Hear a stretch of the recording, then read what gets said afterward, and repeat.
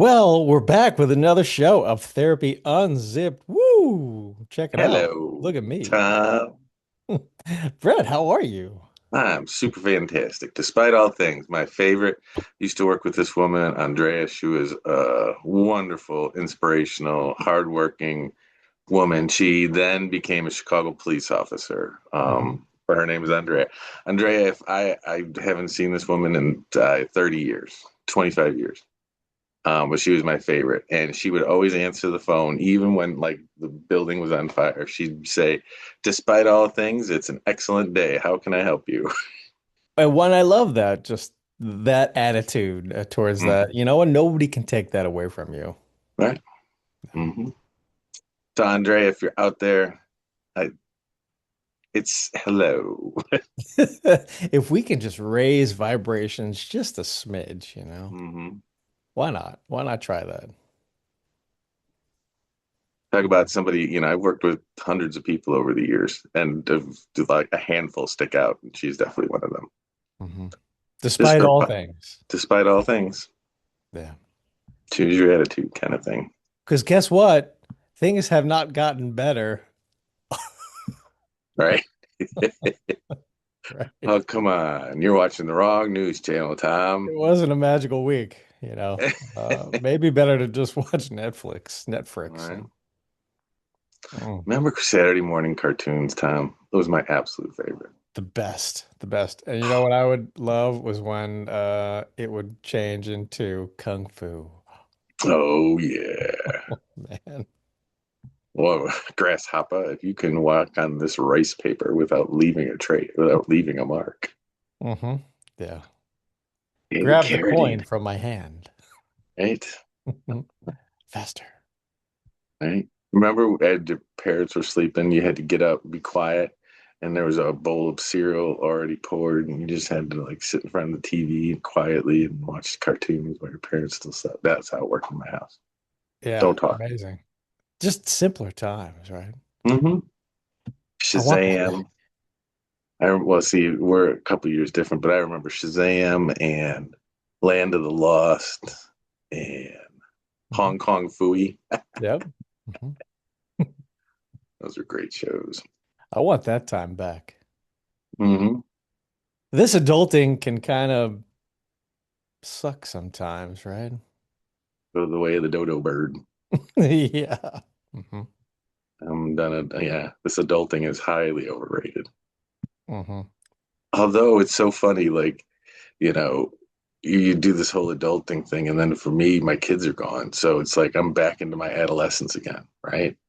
I got no rules. I got no one to be responsible for. I'm just responsible for myself. So I'm in, what they say, the 50s are your teenage years of old age. Hmm. So you get to go, you get to go do whatever the heck you want, whenever you want. You still have energy. You're still, back hurts a little bit, but you're still rocking and rolling. And you have adult money, so And you have adult money. Absolutely. that commercial, one of the pizza places where the guy's like, "There's no rules." And he takes his shirt off. They're like, "Put your shirt back on." He's like, "There's one rule." There's one rule. There's one rule. Yeah. Yeah. So in the midst of everything, we're doing relatively well. In fact, I Yeah. like you had said before, you know what? Despite all things, once again, like my life's a 10, man. My life's a 10. I know, Tom. We work with some people, we work with some really great people, but we work with some people that have some significant challenges in their life. And Mhm. man, I walk away at the end of the day and just say, man, my life's a 10. It can't get any better. Absolutely. Not, and Yeah. it's not comparatively. I'm not comparing myself to anybody. It's just knowing what other people have to deal with and the challenges that they face. Right. Right. It Yeah. gives us a sense of just gratefulness and reminds Hmm. us to focus on the things that we do have instead of that, like, need to have more and be more and do more. And it's all Hmm. about productivity and what you have and the latest thing. And, like that becomes just a endless pursuit. So that means you're never truly happy with who you are and where you are and what you have right now. Bump that, man. Doesn't mean you don't Gotta, have goals and doesn't mean that you don't seek to right? grow and adapt and make positive changes and all that. You can still do all those things. It's just not the Hmm. thing you live for every day. It's the thing that, Hmm. you strategically plan out and make happen and then enjoy what you have today as if tomorrow doesn't exist.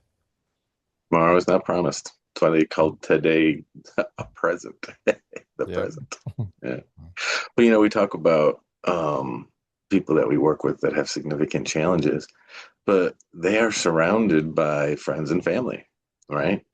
And sometimes we get to interact with them, and sometimes they have that look on their face like, what the hell Yep. how am I supposed to manage this? And it can be challenging to have somebody in your life with a significant mental health issue and or an addiction. Mhm. Even now, even though we've taken, I mean, collectively, great strides at reducing the stigma attached to mental health, mental Hmm. illness, um, psychological disease, there's still a hefty stigma. There's still judgment regarding that. And Hmm. there's many different reasons why that is. And I think one of the big ones is that, people just don't know how to deal with it, how to help, how to handle it. And Hmm. if they're operating on a certain frequency and the other person is not, they want that person, hey, operate on this frequency. Can't you see how easy it is? Like Hmm. well, you're feeling depressed, just snap out of it, right? Right. Just get out of bed and go do something. Just be Well, happy. How hard is it to just be happy? yeah, right. It's fun. Hmm. Yeah. And it's funny, Tom, when you and I, worked in hospitals, psychiatric hospitals, and it's where we met. And people say, "How can you do that? Isn't that dangerous? Isn't it scary?" And I'm like, I'm more afraid to walk into Publix than I am Right. the hospital. The hospital is pretty predictable. I know what's pretty much going to happen there, Yeah, right? I understand people and what's happening in the hospital. Publix is very unpredictable to me. I don't know what's coming around the corner. exactly. Right. Yeah, at least in the psych hospital, everybody is, trained on the same page. Uh-huh. We know how we deal with it day in and day out. And, Right. not that there aren't some pretty intense things that happen, of course. There There's no are. firearms. There's no weapons. There's nothing like that happening in a hospital. Yeah. Hmm. Can't say that about Publix. Everyone's strapped up, particularly down here in the ball sack of the United States. I mean, in Florida. Right. Sorry. Well, you can just stuff your sorries in a sack, mister. I think that's a saying. That's not a saying, George. All right. So, but yeah, having a friend or a family member, it can be challenging. You don't know what to do, and and I actually had a point there, Tom. When people say, "Isn't it scary to work in a psych hospital?" No, it's not.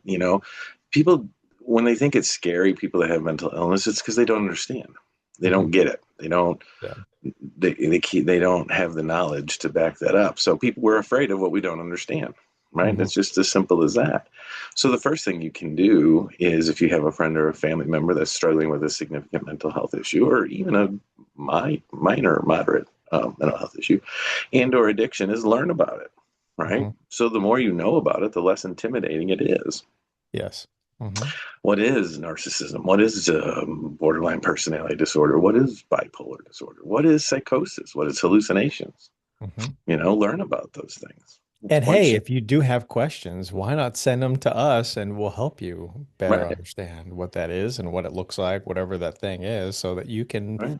be able to be there for them. You don't have to be their therapist. You don't have to No, fix it. You just mm-mm, have to learn about it to be able to, gain some insight into what they might be going through on a regular right. basis. And how about this? Why don't you just talk with them? Yeah. Not don't be judgmental. What is it? There for the grace of God, go I. You have no idea what they're going through. Yeah. Right. And I always said, training new people in the hospital, it's like, I just want you the first 10 minutes is to put yourself in their headspace for 10 minutes. Yes. Think about being them for 10 minutes and you will develop instant empathy, Hmm. right? It's If scary. if they're coming into the psych hospital, most likely it's like top 10, one of the worst days of their lives. Yeah. Right? So, I mean, okay, you're working in it day in and day out. It's your job, and you show up, you punch in, and you go through it, and you want things to run a certain way, and they're coming in terrified, or not in the right frame of mind. Hmm. Maybe they out of touch with reality, maybe they're suicidal, all these things. All right. And then, we expect them to just follow the rules and do this and that and the other thing. And, maybe the compassion and empathy is what they have been missing in their life. Hmm. People on the outside really don't know how to handle it or deal with it, and they're just like Hmm. pushing them away. Then maybe we have the opportunity to treat them differently. Right. How think about one of your worst days that you've ever had. What was the one thing that was really helpful? It's just someone that sat next to you and didn't Yeah. even say anything. Yep. But there was another human being that sat by you. You knew they cared about you. They didn't try to give you advice. They didn't try to fix you. Yeah. They just offered some compassion, right? Yes. You know, Understanding. Like particularly with someone that has some psychosis or some delusions or some whatever. Don't try to fix it. Just say, "Man, that must be scary for you. Wow, that's intense. I can see Mhm. why you're upset." Right. Mhm. Goes a long way. Goes 100 yards. Yeah. Touchdown. Yeah. You don't have to agree with them. You don't have to Nope. fix anything. Just your presence alone. Absolutely. Hmm. Yeah. If nothing else, that's all you do. Yeah. That's huge. Yeah.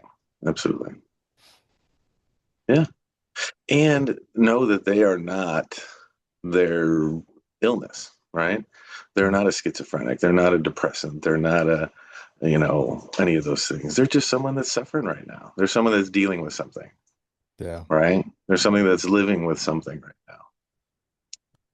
I hate those terms, even diabetic, no, a person living with diabetes. That's Mhm. not who they are. It's what they're dealing with, right? Right. Right. Like if you get a headache, you're, like, would you Right. describe yourself as being a headache? No, I Right. have a headache. And Right. I mean, the assumption is that at some point it's going to go away, right?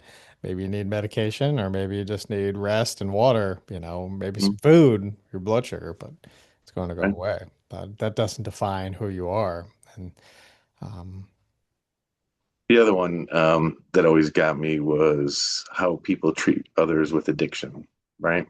mhm. Whatever that addiction is, drugs, alcohol, food, gambling, whatever it is. They are not, weak of character. It's not a moral decline. It is, there's a lot of science behind addiction. There's a lot of, genetic traits with addiction. There's a lot of things that go. And if it was just that easy, do you think they want to live like that? Do you think they want to, have splitting headaches every morning when they wake Right. up? Do you think they Yeah. want to alienate people in their lives? Do you think they want to live the life that they're living sometimes? They're doing it Right. because addiction, there's a lot of things to it, but part of it is it's a coping skill, right? Drugs, Mhm. alcohol, food, all that stuff. Gambling is a coping skill. Now, it's what we call a maladaptive coping skill. It actually works. It distracts them from their problems at the time. It's a Right. distraction. It's a diversion. If You it know, didn't work, they wouldn't do it. exactly. But it's maladaptive. It's not good for you in the long run, right? Mhm. So, when we're stressed, maybe we go, "Well, a donut makes us feel good, or, a beer or a cocktail makes us feel good. And that's okay. Yeah. But 10 donuts and, a 12 pack of beer and all that Yeah. stuff, then we start to push it. So, um, yeah, just they are not, it's not a moral failing. So when we take away addictive traits or addictive patterns of behavior, you got to replace it with something, right? Mhm. So there was their go-to coping skill, and it's not working for them in the long run. So we can take it away, but now what? We got to give them something else. What are you going Exactly. to do instead? How are you going to manage instead? Yeah. Right. If you got a baby sitting on the ground and the baby grabs your car keys and starts to put them in his or her mouth, and you go over there and snatch the car keys, what does the baby do? Yeah.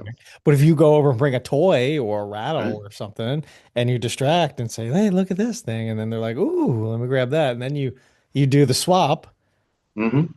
baby's okay, Ta-da. right? Right. This is more appropriate to engage Right.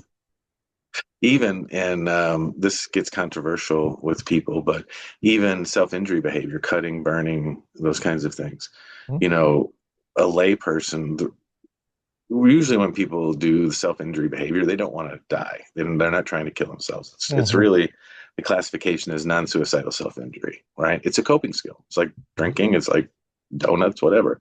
Yeah. But that's the best they got right now. So the layperson should not tell the person to stop cutting. Like, we don't want them to cut because we don't want them to kill, accidentally go too far and kill themselves. Yes. And we don't want them to scar up and whatever. But get them to somebody like Tom or I, get them to a mental health professional, because we have to replace that behavior. Hmm. If that's the best coping skill they got and you take that away, now what? Right. You got to replace it with something. So Yeah. whenever I say that, I always get them side eyes about what? And Yeah. that's okay. I can handle the side eyes. Well, and so family members, friends, people around, those that are suffering from mental illness, they have a hard time mentally, cognitively understanding what it is they're going Mm-hmm. through, and so they don't want to deal with it, and Mm-hmm. so there's heavy judgment, um, pulling away of resources, love and attention, and people end up taking it personally that they can't fix the situation by throwing meds at it or money at it or therapist after therapist or treatment center after treatment center, and so they just remove themselves from the situation or remove that person or have that person removed from their lives because they don't want to deal. Mm-hmm. And you've got to do what you have to do to take care of yourself. But it doesn't have to be, having a relationship with somebody that has a mental illness or an addiction doesn't condone the behaviors, or it doesn't, have to support the behaviors. You just put your boundaries in place. Listen, I'm here to support you whatever I can. I can't rescue you every time that you are Right. having an issue. I can't bail you out. I can't, do all the, I can't rescue you, Yeah. but I can support you. Mhm.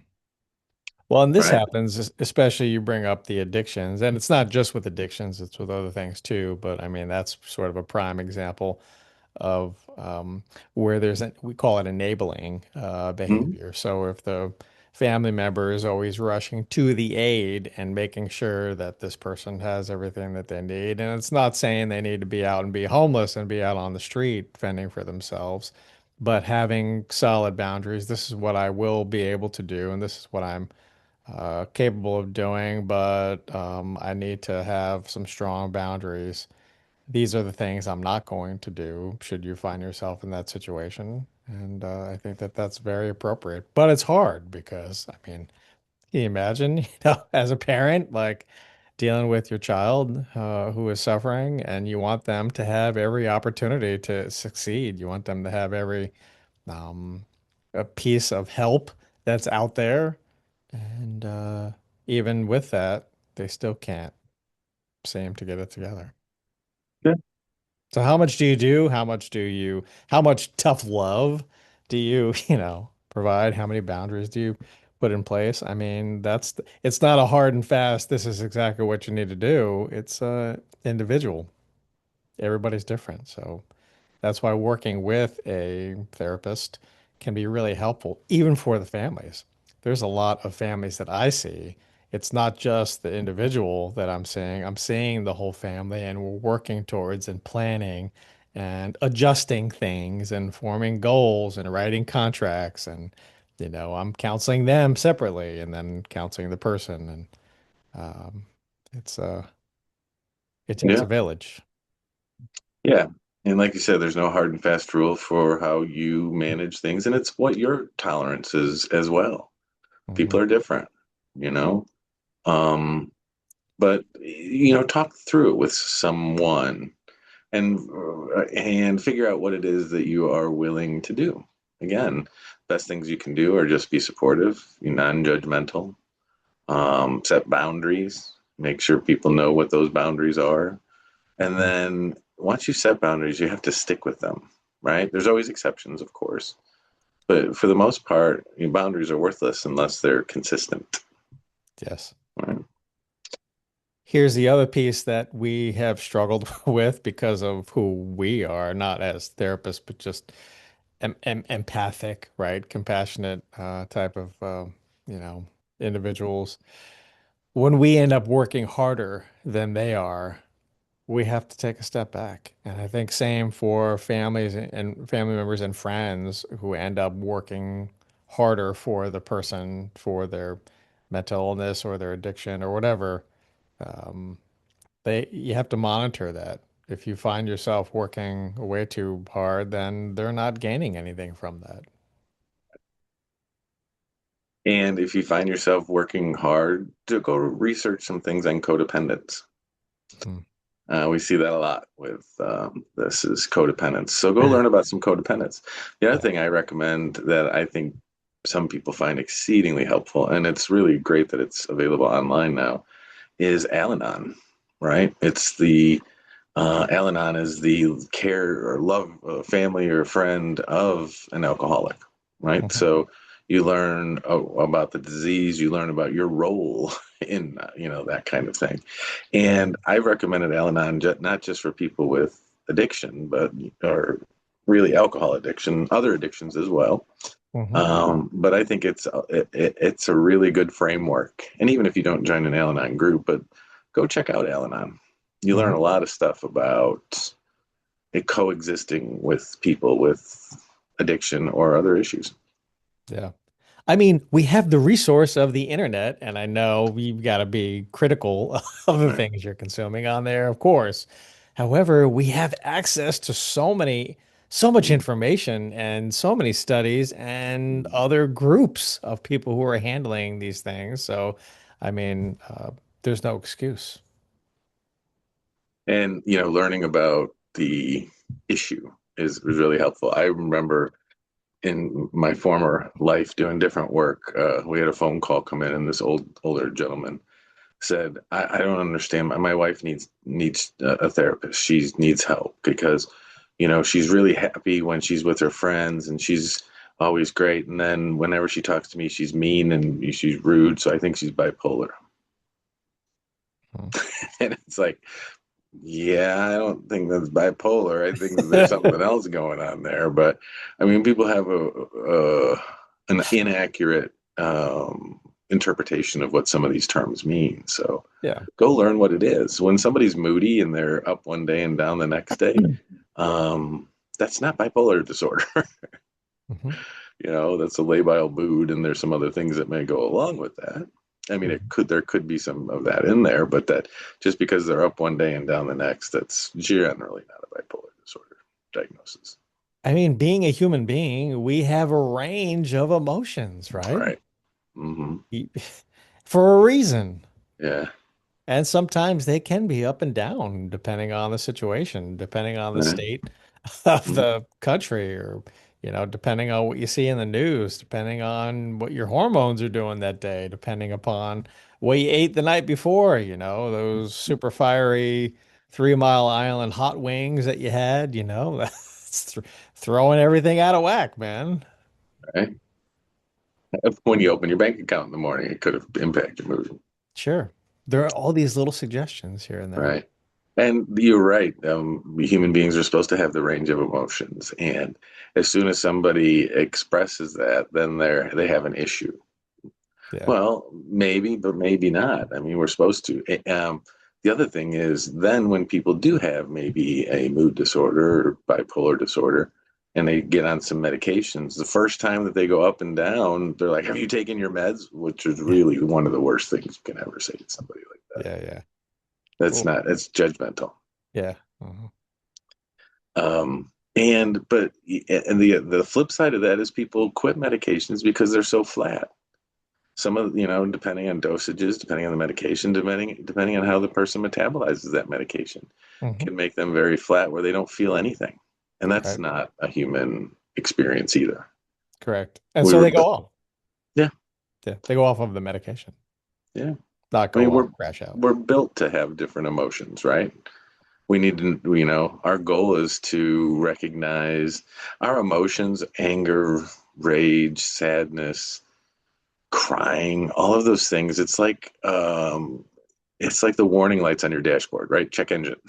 Hmm. They're telling you something. Pay attention. Something is happening. What's going on right now? Why am I having an emotional reaction to it?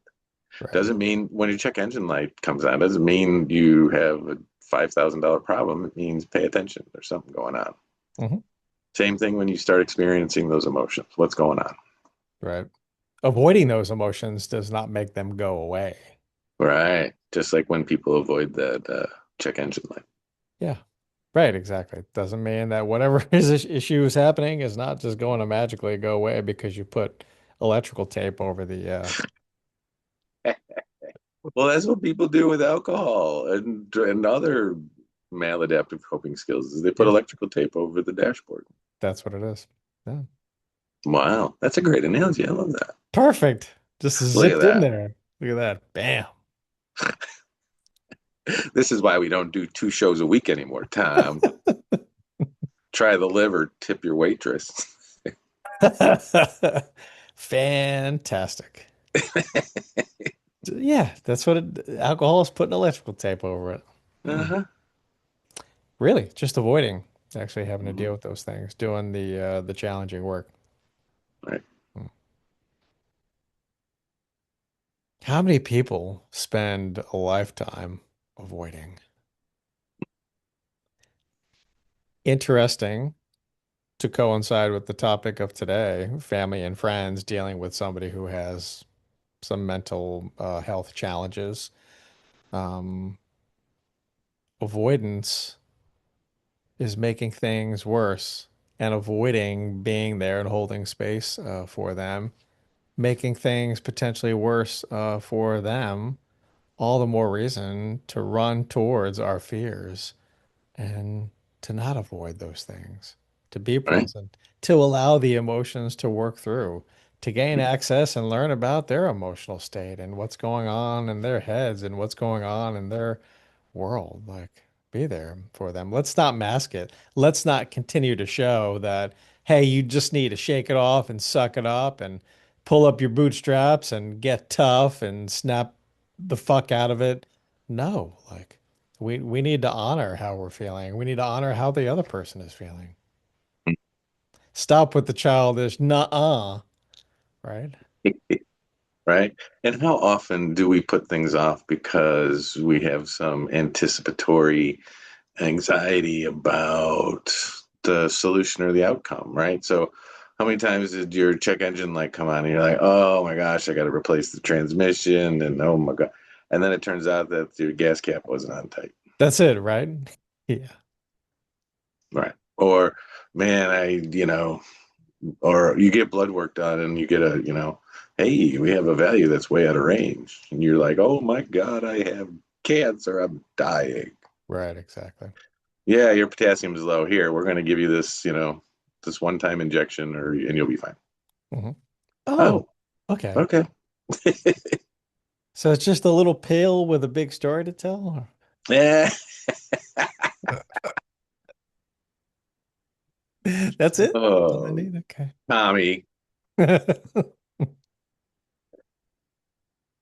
Yeah. So anyway, too funny. we have to continue to break the stigma. And I thought it was interesting too, even how I grew up, it was, in a broad sense, men need to be stoic, right? Can't have emotions, can't allow your emotions to dictate you. Emotions are not as important. You don't, don't feed into them. We need to be strong, resilient, stoic, um, be a rock. And in some ways, that has served me, but in other ways, it's not good. Right. So gender Because roles you're, have definitely played a role in yeah, how we handle mental right. illness. Particularly now, it's funny as men, particularly of our generation, you were taught to never ignore the check engine light on your car, right? We got to get in there and figure out what's wrong with the car. But emotionally, man, here's a big old fat roll of electrical tape. Put that tape over. So don't Yep. express emotions, Hmm. you know, suck it up, hold it together. I'll give you something to cry about. Remember that Right. one? So if you're not whomever, right? If you're not allowing yourself to feel those emotions, not that you have to do anything with it or fix it or change it, they Mhm. always change. So it's not like you're gonna feel that way all the Right. time. Um, Recognize it. then how can you be there when somebody else is having an emotional Right. thing? And that's why, men with their wives are having a tough time, like holding space for them, having, ups and downs of emotions. And it's just like, why? Emotions are silly. I don't want to deal with them. And it's, like, then you can't be there for her. That's just silly. Yeah. Mhm. Well, And I'm it's here to still work it out. happening because I have couples in here. Oh, yeah. I have to teach them how to validate each other's, thoughts and emotional state and to hold space for one another. And then things turn themselves around. And if they fail to do that, then nothing changes. But anyway, So you don't have to be your friends and family's therapist. You don't have to understand everything that's happening. You don't even have to, um, but don't ignore it, right? yeah, So if you have a friend or a family member that's dealing with something, right, learn about it, number one, and then just be supportive, right? You don't have to understand it. You don't have to fix it. You don't have to rescue. Just be support. And when support becomes too much or becomes burdensome for you, figure out what your boundaries are. Put yes, some boundaries in place. Let speak the boundaries, let them be known, and then stick to them with exceptions. right. Sometimes you have to break them, but And if you're struggling with that as a family or a friend to somebody who is suffering, then it's okay for you to ask for help and talk with a mm-hmm, therapist about what kind of boundaries would be helpful for me right, regarding this situation. mm-hmm, I have a absolutely. substantial amount of clients who do just that. They Oh come yeah, in because they're looking for help dealing with their loved one. mm-hmm, How do I handle this? And I think that is mm-hmm, wonderful. That's tremendous. mm-hmm, absolutely, Your presence is the present. absolutely. I heard that somewhere and I really liked it. And Mm-hmm. I'm so gonna there get you that go. tattooed on my butt, So you can show everybody. right? I have some words to live by. Hold on, let me show you. What? I gotta go. It says it says your name. Oh no, the other cheek. Oh, Oh boy.